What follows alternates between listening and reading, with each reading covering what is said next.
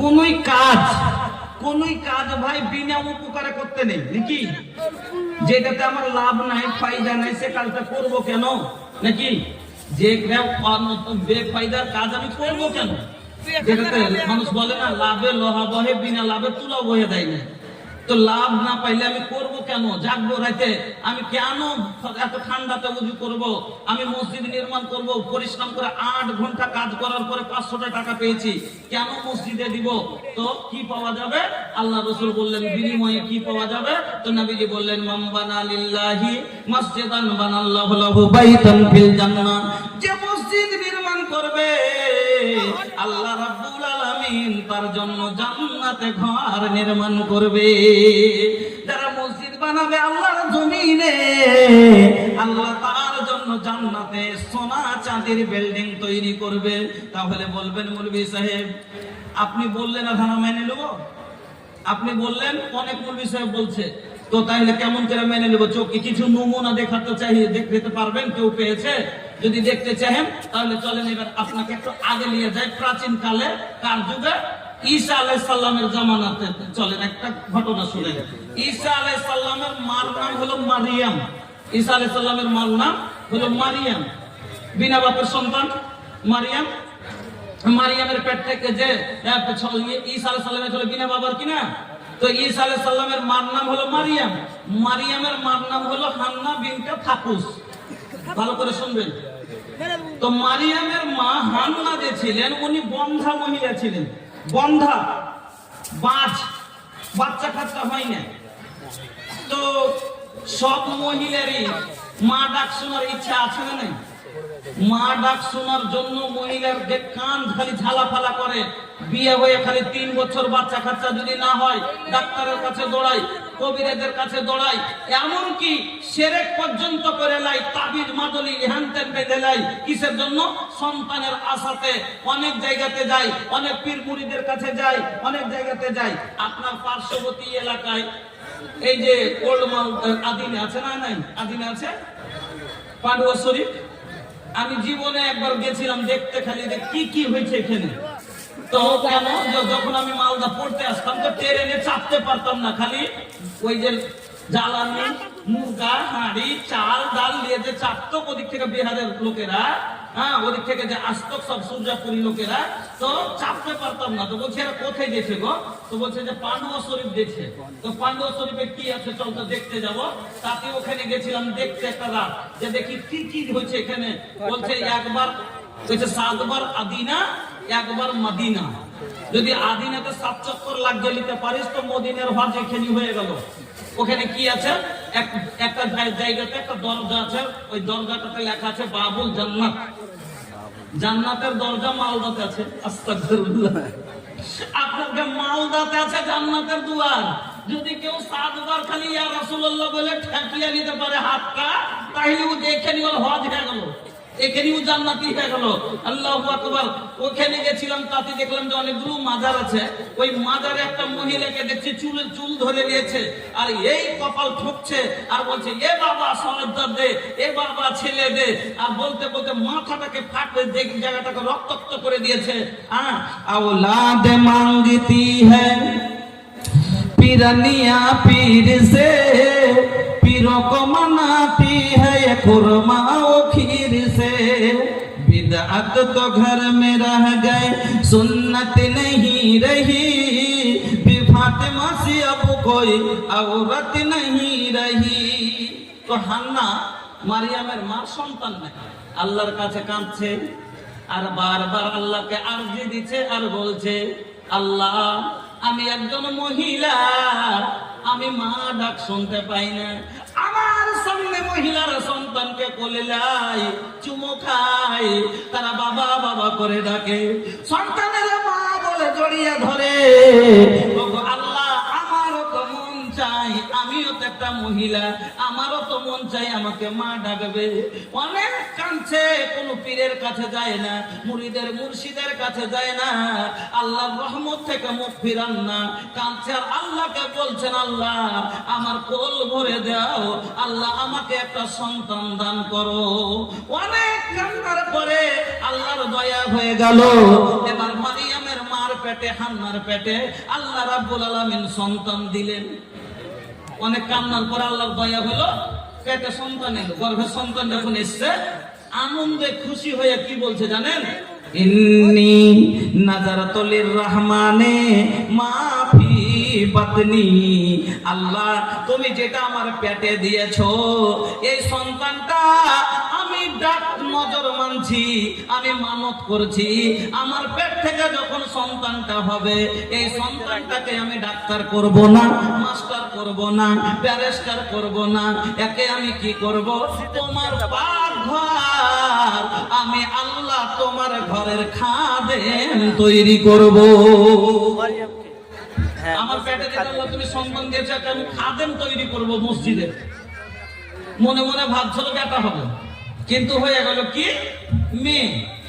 এবার যেদিন হয়ে পড়েছে দেখছে মেয়ে, আল্লাহকে বলছেন ওয়াজাতাহা উনসা। ওগো আল্লাহ, আমি যে মেয়ে জন্ম দিলাম, আমার মনে যেটা ছিল সেটা হলো না, মেয়ে জন্ম হলো। আল্লাহ রাব্বুল আলামিন বলে দিলেন, ও হান্না, এই তোমার মেয়ে ছেলের চাইতে উত্তম।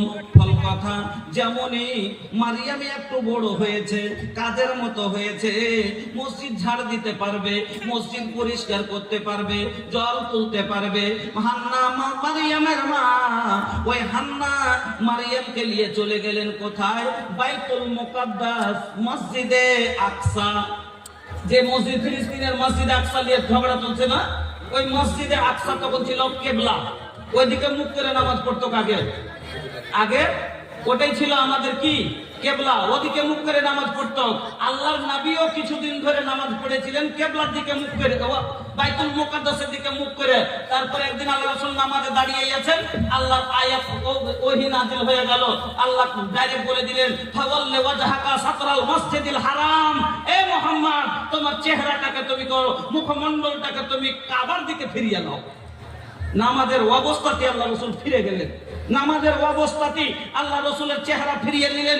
সেই দিন থেকে কাবা হলো সেই আমাদের কেবলা। তার আগে বাইতুল মুকাদ্দাস, যে ফিলিস্তিনের মসজিদ, এটাই ছিল কেবলা। ওরা খাদেম তৈরি করবে, নিয়ে চলে গেল, মেয়েকে নিয়ে চলে গেল, রেখে চলে আসছে। এবার ওখানে রাখা হলো।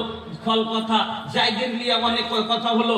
জায়গির সবাই বলছে আমাকে দাও, আমাকে দাও। কার বাড়ি জায়গির হলো? জাকারিয়া আলাইহিস সালামের। ওই এলাকাতে জাকারিয়া আলাইহিস সালাম নবী ছিলেন। জাকারিয়া আলাইহিস সালামের বাড়িতে জায়গির হলো। তো সকাল মসজিদের একটা কোয়ার্টারে মারিয়াম থাকছে, একটা রুমে, আর মসজিদের কাজ করে। এবার সকালে খাবার দিতে যান, রাত্রে খাবার দিতে যান, টিফিন নিয়ে যখন খেতে দিতে যাচ্ছেন, একদিন ঘরে যদি ঢুকছেন মারিয়ামের ঘরে, কে? জাকারিয়া আলাইহিস সালাম। তো দেখছেন যে এমন এমন ফল রাখা আছে ঘরে, যে ফলটা মার্কেটে বাজারে কোথাও পাওয়া যাবে না, দেখতেই পাওয়া যায় না, কোনো বাগানে কোনো গাছে ধরে নাই। এমন ফল, মানে বেমৌসুম ফল। ওই মৌসুমে ওই সময়তে এই ফল হয় না। অবাক লাগবে কি লাগবে না? এখন যদি কাউরির ঘরে আপনি দেখেন এই বড় বড় মালদো ল্যাংড়া আম খাওয়া আছে করে লাল লাল, আপনি অবাকে বলবেন না, কুণ্ঠে পালি হে এ সময়তে এত সুন্দর ল্যাংড়া আম, বলবেন কিনা? তো জাকারিয়া আলাইহিস সালাম দেখছেন যে এমন ফল যা দুনিয়ার কোনো বাগানই নাই, এরকম ফল। অবাক হয়ে জিজ্ঞাসা করছেন মারিয়ামকে, কি বলছেন? ইয়া মারিয়ামু আন্না লাকি হাদা। এ মারিয়াম, এগুলা তোকে কে দিলে? কোথায় পেয়েছো? এই ফলগুলো কোথা থেকে আসলো? এটা তো এই ফলের সময় নয়, এটা তো কোনো বাজারে বিকায় না। তবে এত দামি ফল, এইরকম বেমৌসুম ফল তোমার কাছে কোথা থেকে আসলো? মারিয়াম উত্তর দিলেন, ক্বালাত, মারিয়াম উত্তর দিচ্ছেন, হুয়া মিন ইনদিল্লাহ। কোরআনে লেখা আছে, কি বলছেন? ও খালুজান, এই ফলগুলো যে আপনি দেখছেন, এগুলো কোনো রাজার বাড়ি থেকে আসেনি, মহারাজার বাড়ি থেকে আসেনি, ডাইরেক্ট হুয়া মিন ইনদিল্লাহ, আমার আল্লাহর কাছ থেকে এসেছে। বুঝতে পারলেন?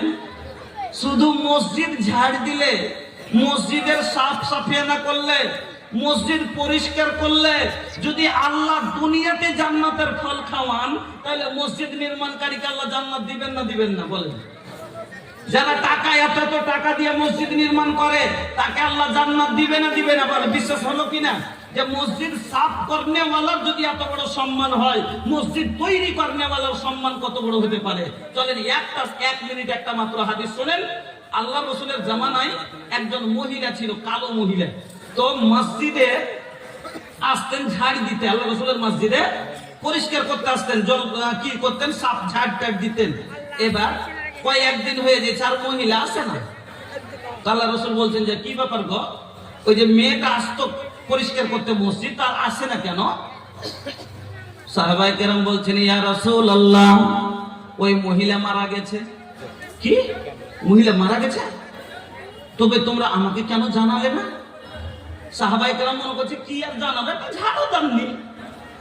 এটা কোনো বড় লোক সম্মানিত লোক যদি হয়তো আর বেশি লোককে জানাজানি হয় কি হয় না, কিন্তু গ্রামের যদি একটা গরিব লোক মারা যায় তো অত লোককে কি জানকারি দেওয়া যায়? যায় না। কিন্তু এমএলএ সাহেব মরেছে, গোটাই মালদা জেলা থেকে সবাই জমা হয়ে যাবে, হয় কি হয় না? তবে গরিব মহিলা, ফকিরনি মহিলা, ঝাড়ুদারনি মহিলা মরেছে, কাকে জানাবে? কাউকে জানাজানি নাই। সাহাবায়ে কেরাম যে নিজেই দফন করে দিয়েছেন, দফন করে চলে এসেছেন। আল্লাহ রাসূল জানেন না। আল্লাহ রাসূল বলছেন কি ব্যাপার, মহিলাকে কই? কইছে মারা গেছে। দফন কখন? না তো অমুক দিন। তো দফন কখন? কইছে আমরা হয়ে গেছে, করে দিয়েছি। আল্লাহর নবী বলছেন চলো ওই মহিলার কবরের কাছে আমাকে নিয়ে চলো, ওই মহিলার কবরের কাছে আমি যাব। বিশ্ব নবী মুহাম্মদুর রাসূলুল্লাহ।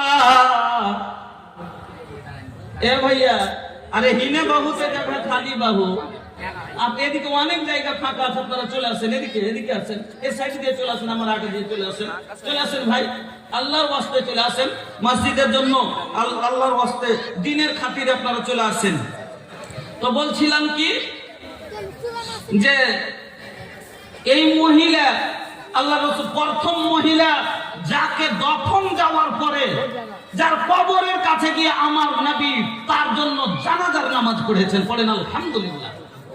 বলেন, চিন্তা করেন যে একজন ঝাড়ুদারনি, তার জন্য নবী কত তার ফজিলত, যে তাকে দফন দেওয়ার পরে তার কবরকে দেওয়ার পরে নবী যে জানাজার নামাজ পড়েছেন। পড়েন আলহামদুলিল্লাহ। এত বড় হলো মসজিদের, মসজিদ নির্মাণকারী সওয়াব, মসজিদ পরিষ্কারকারীর কত বড় শান, কত ইজ্জত। মা বোন আপনারাকে বলছি, আপনারা চেপে চেপে বসুন, বারবার রিকোয়েস্ট করছি চেপে চেপে বসুন। একটা মসজিদের ঝাড়ুদারনি যারা মসজিদ পরিষ্কার করে তার কত বড় সম্মান বুঝতে পারলেন, যে যার জন্য নবী দুবার দাফন দেওয়ার পরে যায় তার কাছে জানাজার নামাজ পড়েছেন। আল্লাহু আকবার। এত বড় সম্মান হলো মসজিদে যারা ঝাড় দেয় তার, তাহলে মসজিদ নির্মাণকারীর সম্মান কত বড় হতে পারে আল্লাহর কাছে। এই জন্য আল্লাহ খুশি হয়ে কি করবেন, জান্নাতে ঘর তৈরি করবেন। তুই একটা কুড়ের সমান মসজিদ, একটা খড়ের মসজিদ, ইটের মসজিদ, মাটির মসজিদ যত শক্তি নির্মাণ করতে পারলে আমার আল্লাহ করবেন কি, হীরামণি মুক্তা দিয়ে, সোনা চাঁদি দিয়ে আপনার জন্য জান্নাতে ঘর নির্মাণ করবে। বন্ধুরা আমার, তাহলে আপনারা বুঝে গেলেন, এখান থেকে দলিল পেয়ে গেলেন যে আপনারা যে মসজিদ নির্মাণকারী ইনশাআল্লাহ জান্নাতে যাবে, এতে কোনো সন্দেহ নাই। কেন? এটা আমার নবী বলে গেছেন, তা আমার নবী সত্য নবী না?